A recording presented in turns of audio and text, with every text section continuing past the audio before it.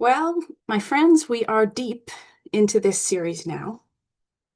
And because I know we haven't all been here the whole way, or in case you could use a refresher, as a very brief look back. Over these past months, we've been exploring a set of teachings from the Mahāyāna Buddhist tradition called the Six Paramitas. And although paramita is most often translated as perfection, we are approaching them as liberating qualities that are already seated within every one of us. And once cultivated, these qualities help carry us towards the other shore of greater freedom and compassion and presence. So far, we've sat with 4 of these 6 qualities, beginning with Dharma, or generosity, which we explored as a living current that, like a stream, can truly nourish only when it is being fed and when it is allowed to flow.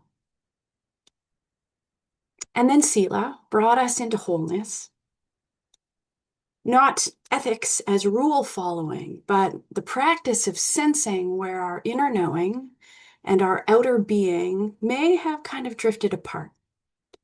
And then making those small, true adjustments in the direction of alignment.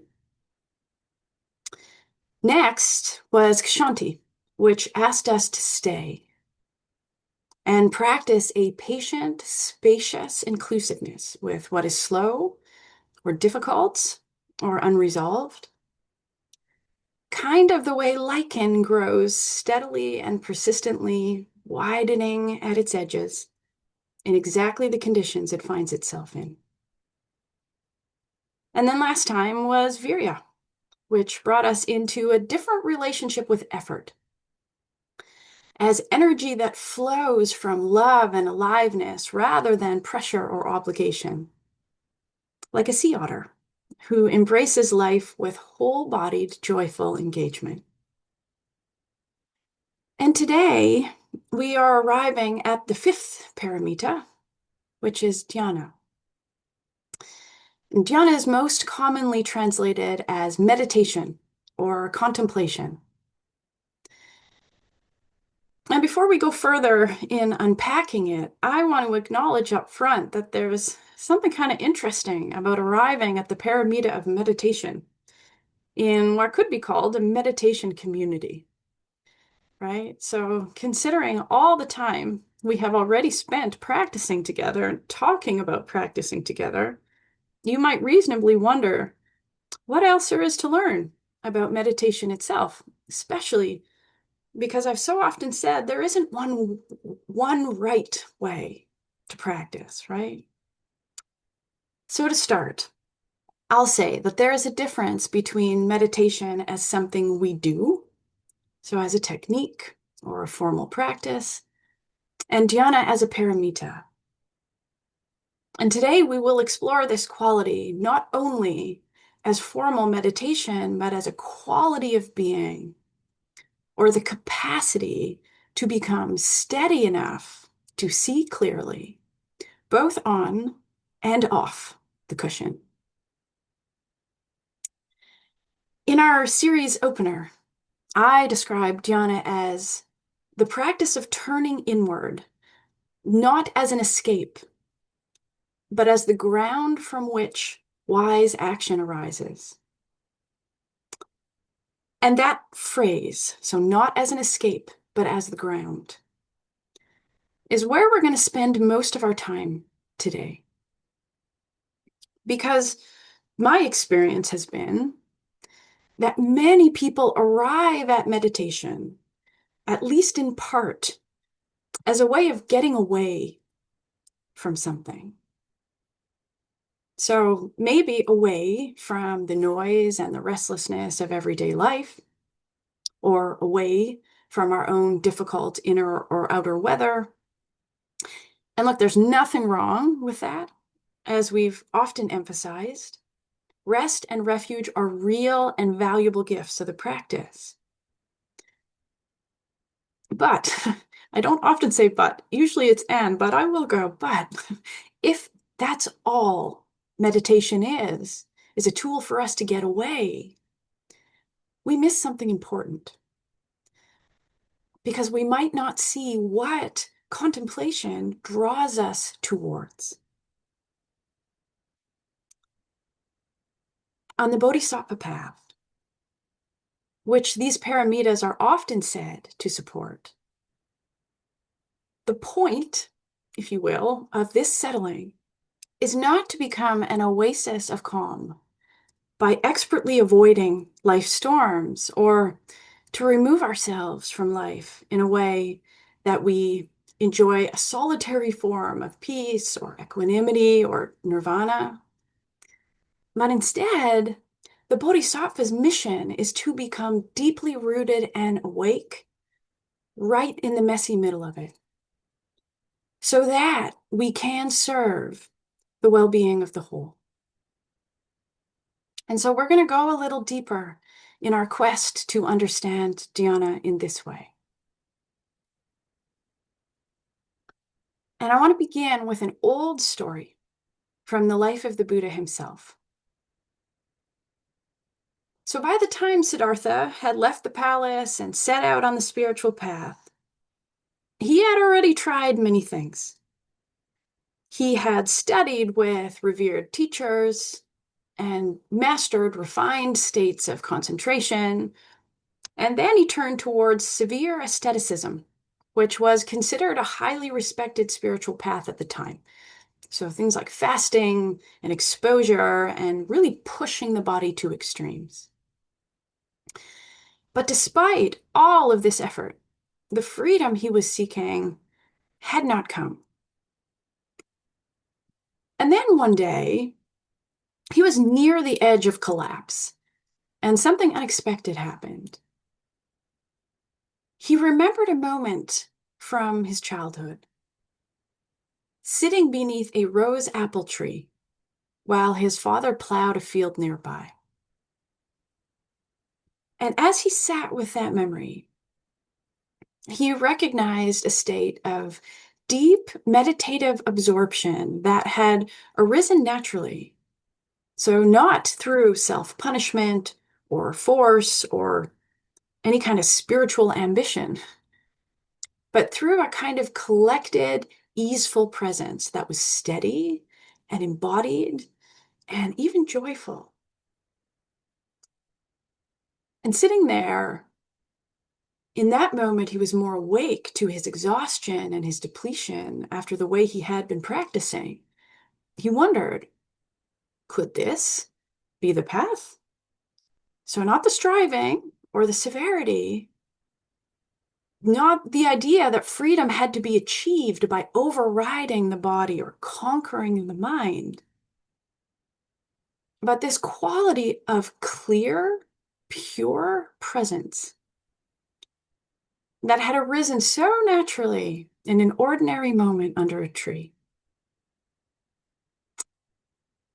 And that moment became a turning point.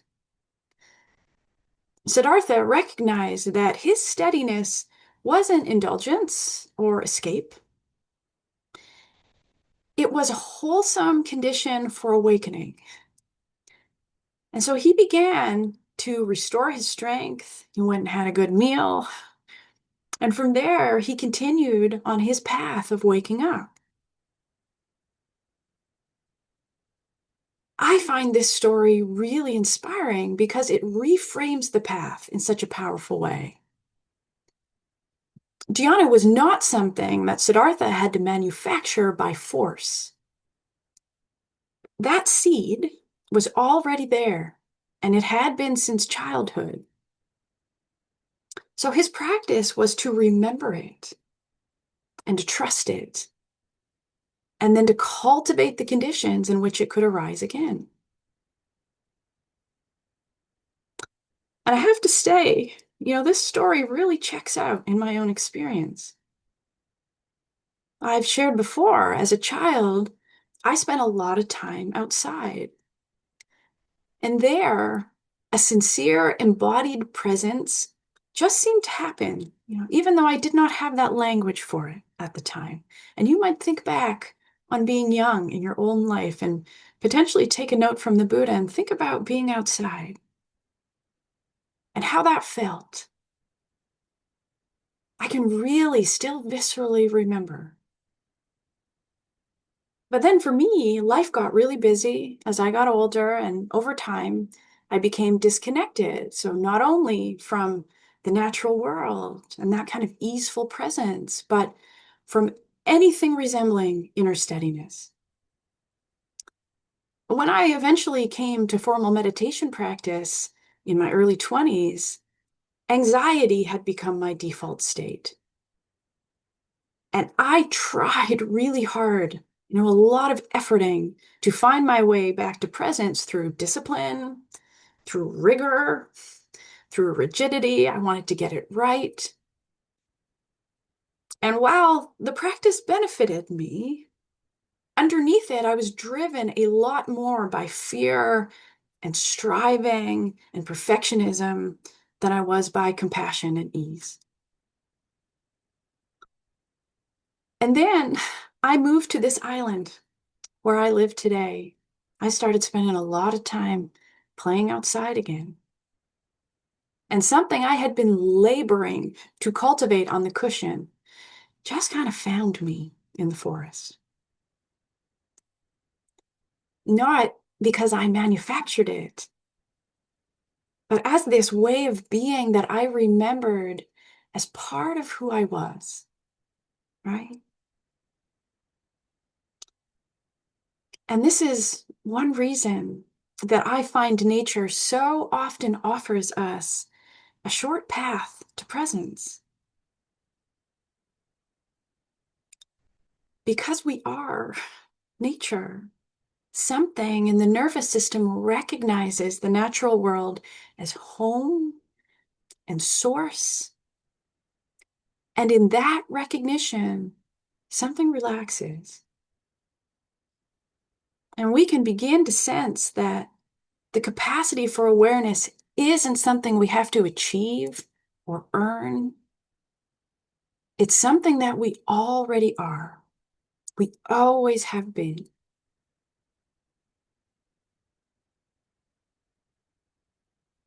And besides being a portal to this quality, of course, nature also models it powerfully.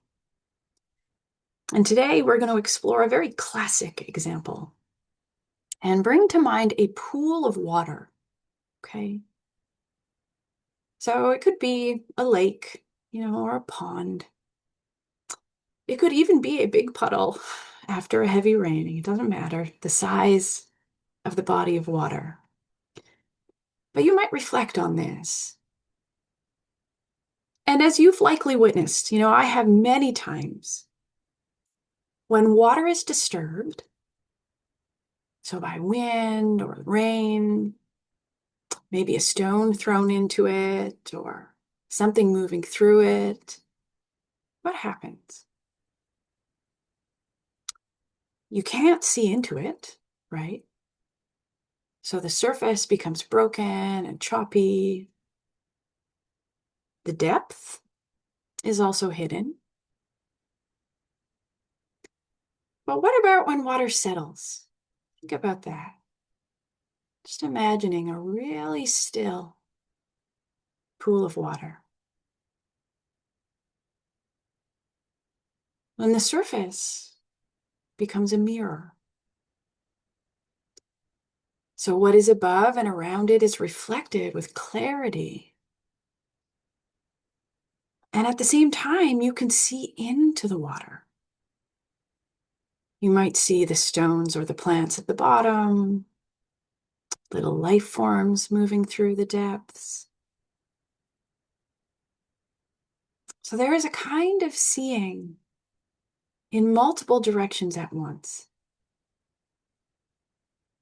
The wider world is reflected on the surface, and you can also see the depths beneath.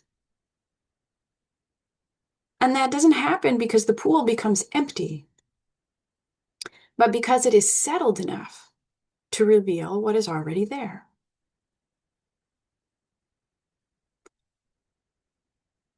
Ajahn Chah, the great Thai forest teacher He's also a teacher of many of our teachers in the West, including Jack Kornfield, one of my teachers. He expressed this beautifully. He said, "Try to be mindful and let things take their natural course. Then your mind will become still in any surroundings, like a clear forest pool. All kinds of wonderful, rare animals will come to drink at the pool, and you will clearly see the nature of all things. You will see many strange and wonderful things come and go, but you will be still. And this is the happiness of a Buddha."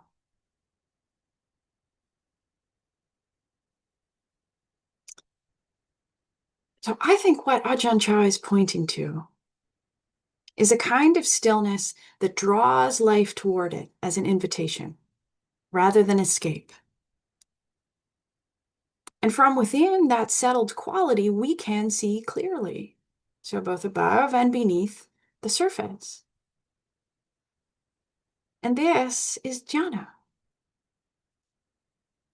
So not a retreat or an escape from life, but a quality of attention that is settled enough that life can be seen as it actually is. And yet, I want to name something that I know really well from my own practice. And that's that trying to force stillness. Not so much, my friends. It doesn't work. And I'll tell you, the more I have tried to still the water through control, through rigidity, through pushing away what's unsettled, the more I have disturbed it. So I'm just adding to those waves. So while it might seem a little counterintuitive, I found that the pool settles not by fighting what stirs it, but by learning to stop adding to the turbulence. And fortunately for us, these teachings offer some really wise and practical guidance around how. So Thich Nhat Hanh describes dhyāna as having two interwoven dimensions. The first is shamatha, or stopping. And this stopping is the first step to settling and calming an agitated mind or a very turbulent body of water. Then the second step is vipassana, or in the Pali form that some of us might know better, vipassana. This is the basis of the insight meditation tradition that I've primarily trained in. So this points to looking deeply or seeing clearly. So we might say stopping is what allows the water to begin to settle.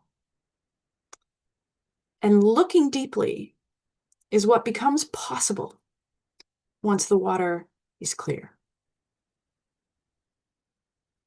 And it's one thing to see into the pool when the water is calm, right? But that first step, the stopping, so often the hardest. And we've spoken about this many times here, the power of the pause. And by that we mean that deliberate moment of not immediately following the next impulse, or the next thought, or the next domino in the chain reaction. And the reason that pause is so powerful is because so much becomes possible that was not possible in a state of perpetual motion. So my teacher, Tara Brach, puts it this way. She says, the gift of meditation, of training in presence, is that it really allows our body and mind to be in the same place at the same time. And hey, if that doesn't sound like much of an achievement, I have come to believe that this is actually quite profound.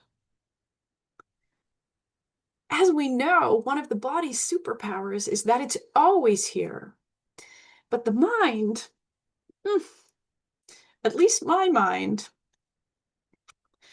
I don't know about you, but I have sat in meditation countless times and been so far away. I'm rehearsing a conversation, or I'm ruminating on something that I'm worried about, or I'm evaluating how the practice is going. So the body on the cushion, still, but I'm nowhere near that state. And that's what happens on the cushion. So it goes at least double for when I'm out in the world. And this is why dhyāna as a paramita is so important, because it's not an expectation that we'll never leave the present moment. That would be nice, but we're realistic around here. Dhyāna is about cultivating this capacity of returning. So returning from the swirl of thoughts to the body, returning from reactivity to responsiveness, from a story about some moment to the direct experience of this moment that we're in right now, right? From that crazy wavy turbulence to something resembling steadiness and calm. And in seated practice, we train this capacity by noticing when we've wandered and then gently coming back to the breath or the body. And as we all know very well, that's the whole practice. But again, this quality of dhyāna is much larger than what happens on the cushion. It is learning to steady the awareness in a way that allows us to arrive more fully in our real lives. Not perfectly, but slowly strengthening the capacity to stay just a little longer. Maybe we come back a little sooner in the midst of life as it actually is. All the storms, all the joys and sorrows, this moment right here. And this is why dhyāna matters so deeply on the bodhisattva path. Because when we do not pause, when the water of the mind is constantly stirred up, we're more likely to live from fear, confusion, or habit, right? It's just how it goes. But when there is even a little settling, we can feel the difference between reaction and response. We can listen more fully. We can speak with more care. We can meet suffering, which is just part of the deal, without immediately turning it into some kind of problem we have to fix or a story about ourselves or others. So in that way, dhyāna becomes a powerful form of service, in that it helps us reduce the harm that comes from moving through the world without enough clarity to really navigate. And this all brings us back to a question that we've been asking throughout this series. So if we trust, and I really do, that these qualities are already seated within us, what conditions help jhana to grow? One of them we've already highlighted today is stopping or pausing.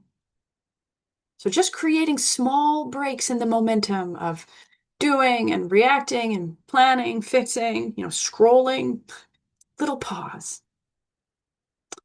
Another is what we might call embodied anchoring. So this is coming back to the body through the sense doors, maybe feeling the breath, or really noticing sounds or sights or smells, tastes. So these give awareness somewhere real and tangible to return to. So when we're coming back, where are we returning to? This body right here. Gentleness or softness is also a condition. A pool doesn't settle because we command it to be still. Unfortunately, I've tried. Let me know if you have a different experience.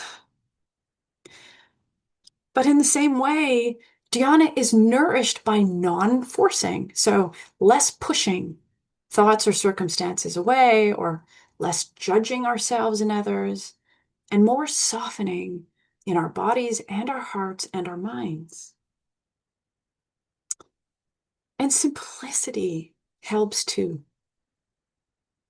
So much of modern life is designed to stir the water. And sometimes tending dhyana means less noise, less multitasking, less rushing. So distilling our rhythms and our lifestyles to what really matters and what is right here where we can. And for many of us, there are particular environments or choices or ways of being that support this settling. So, to no one's surprise, nature is one that I often turn to. Silence can be one. Sangha is another. For some, it could be going out for a walk or practicing yoga, journaling. Of course, we can practice meditation. All of these become ways of tending the quality of dhyana. So we're not demanding the pool to be still. We are tending conditions that allow the water to settle and learning not to add to the turbulence. Cannot get away from turbulence, but we can learn not to increase it through our actions and behaviors and choices and the ways we interact with the world. So as we bring this teaching all together, dhyana is not the absence of turbulence or a forced stillness, but the quality of clear seeing that arises when we tend the conditions that allow the water to settle. So again, pausing, coming back to the body, softening, and simplifying where we can. And when we zoom out to the whole landscape of this series, we can see how essential this quality is to all the others. Without some capacity to settle and see, how do we sense what is truly ours to give in dana? Or how could we perceive the small, honest adjustments that restore sila? Or make room for kshanti and what it asks us to include?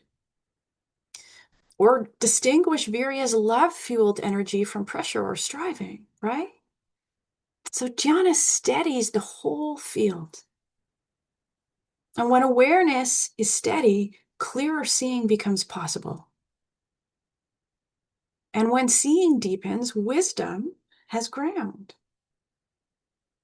And from that ground, our actions can become more responsive and more compassionate and more able to sustainably serve the web of life. So as we turn towards our practice today, the invitation is to just let the water settle, not demanding it or forcing it, but making room to tend the conditions in which more clarity might arise, and then noticing how that changes what we see. Okay? So let's practice, my friends.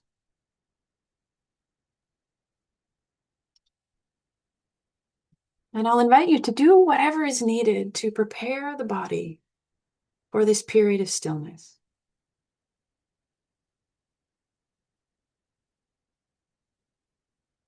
And settling your way into a posture that has that quality of being anchored and also soft.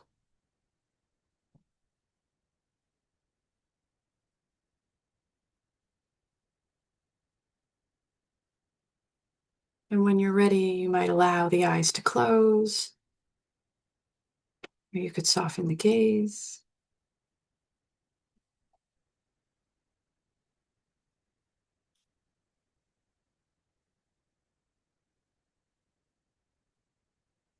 And we'll begin by simply stopping.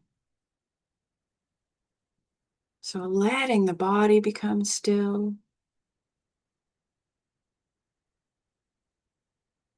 Drawing the attention inward.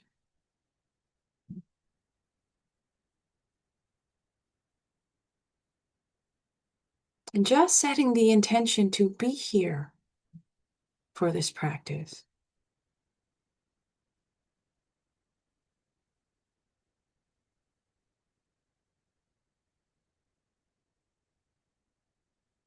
And noticing what happens when you stop.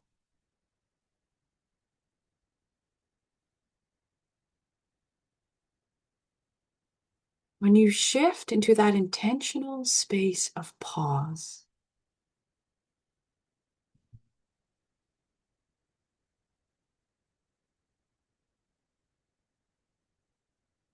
There might be relief or maybe restlessness. Maybe when the body stills, the mind speeds up.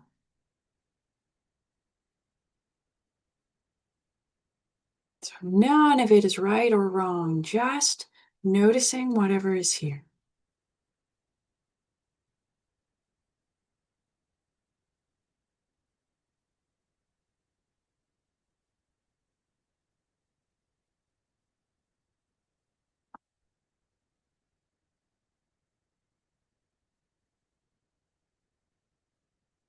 And sensing now your inner pool of awareness. Now, what's it like on the water today?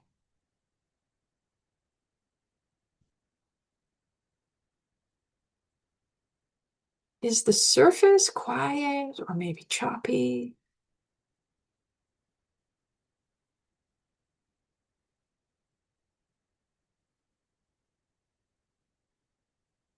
Maybe the pool is all stirred up and muddy.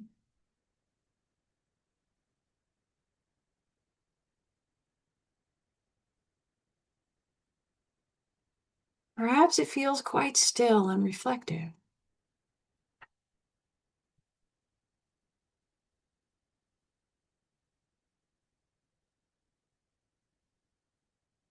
So nothing to fix or change, but getting really familiar with the quality of that pool of awareness in you.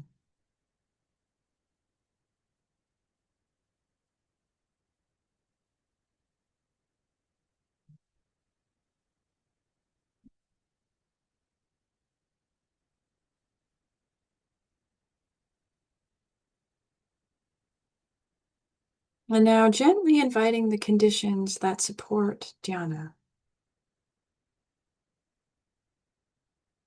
Beginning with an embodied anchoring.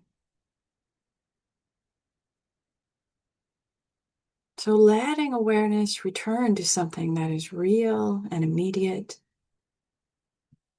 Could be the breath.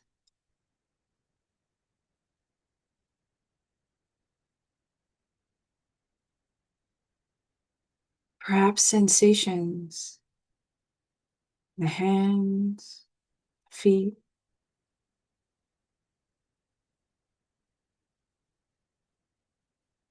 Maybe the places you're in contact with the surface beneath you.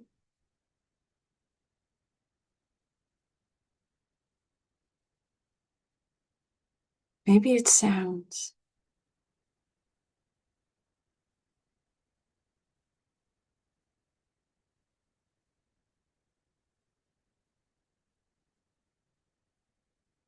So sensing what anchor feels most supportive today, and then resting there with a light touch. So no need to grip or hang on tight, just resting the attention.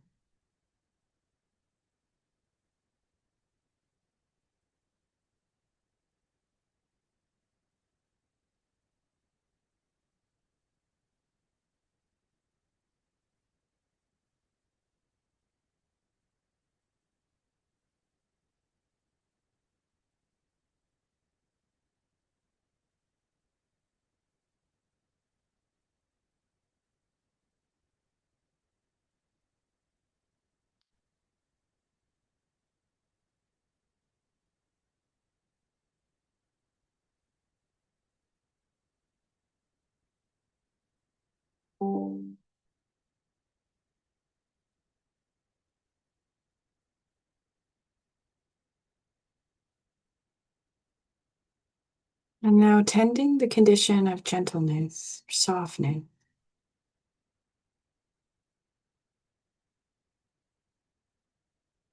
You might let all the muscles of the face soften.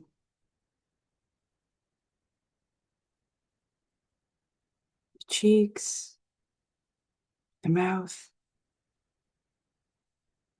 the jaw.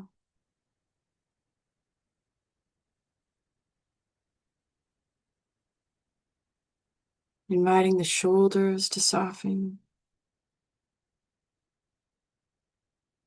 Shoulder blades melting down the back.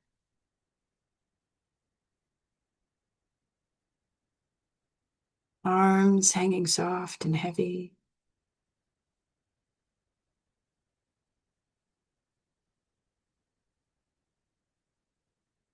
Bringing a gentle softness to the front of the body, heart space, the belly.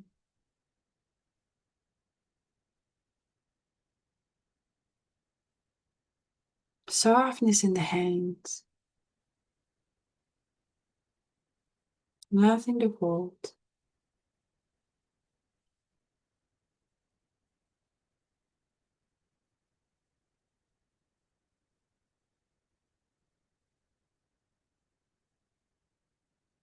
Letting the breath breathe you.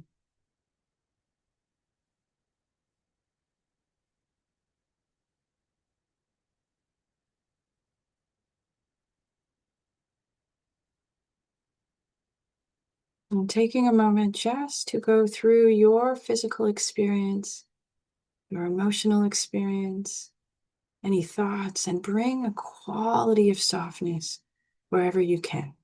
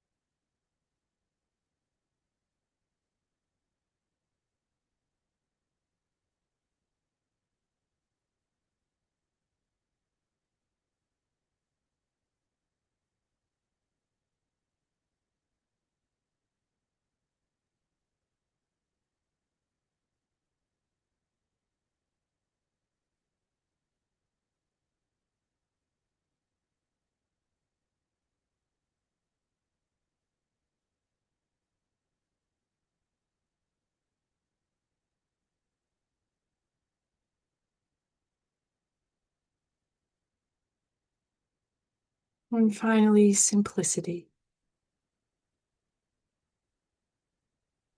Just letting this moment be simple. This practice be simple. Just this breath,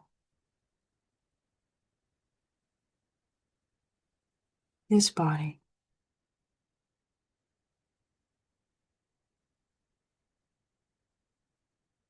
Setting down any commentary or evaluation.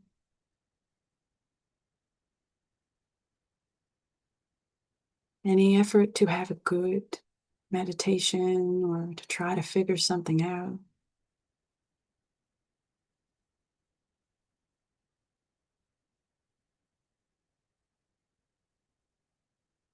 And with a gentle, patient attention, continuing to tend these conditions, trusting the water to settle in its own time.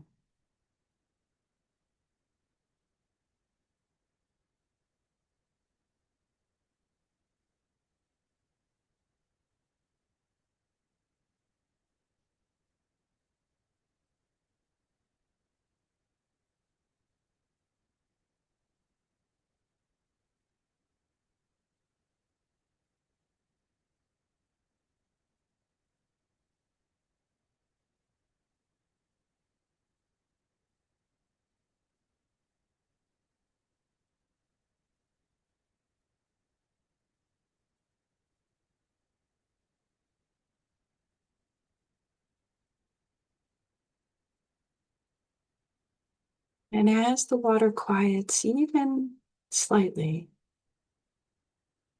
we begin to practice seeing clearly.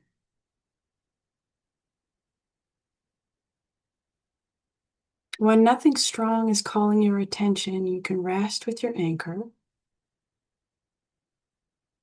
And when something arises, strong sensation or emotion, even a thought that feels charged, you can let yourself turn gently towards it. Not to analyze, but just experience and see what is actually here.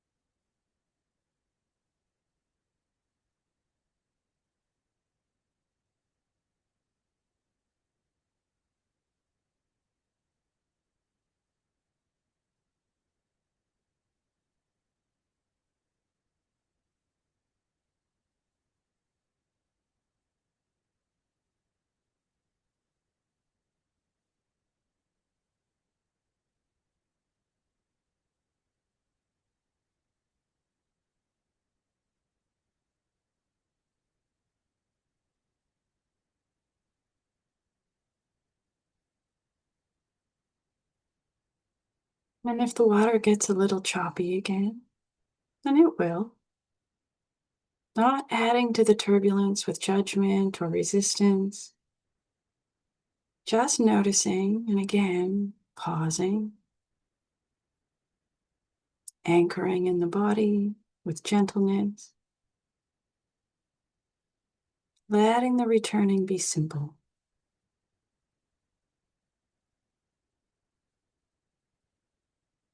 To that practice of settling and seeing again and again.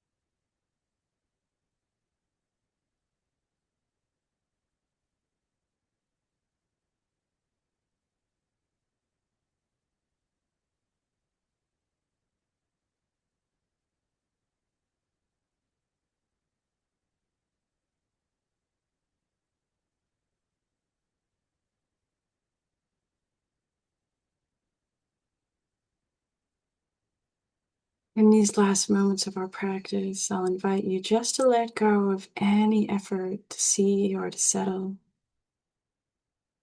and just rest. Depth and surface, disturbance and stillness, all of it held in the larger space of loving presence.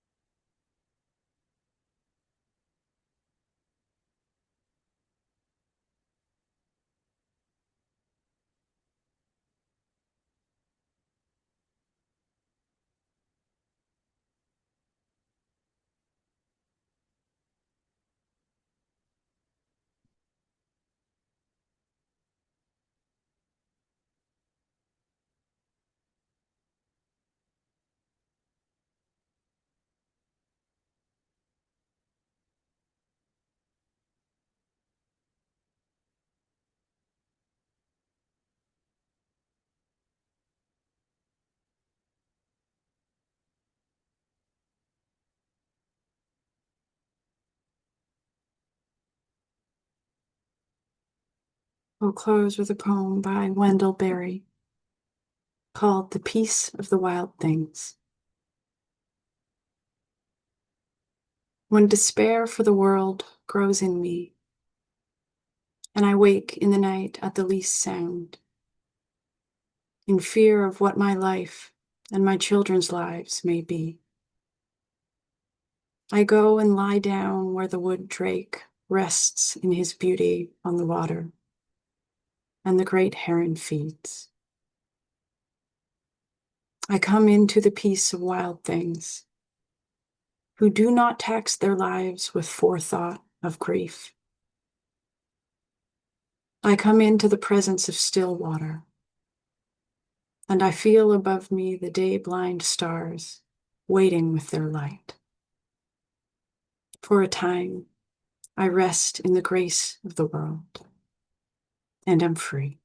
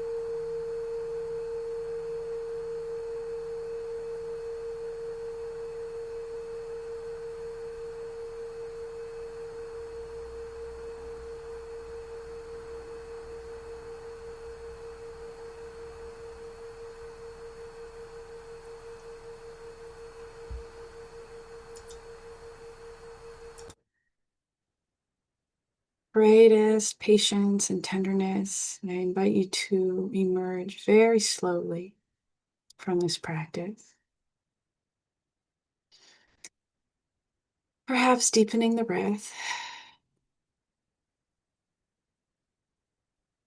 or inviting a little movement into the fingers or the toes. You might stretch a little.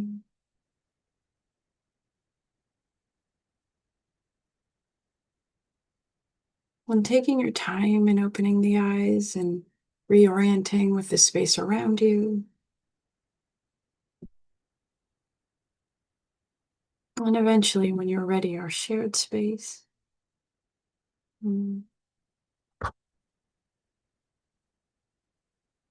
Thank you for your practice, my dear Sangha.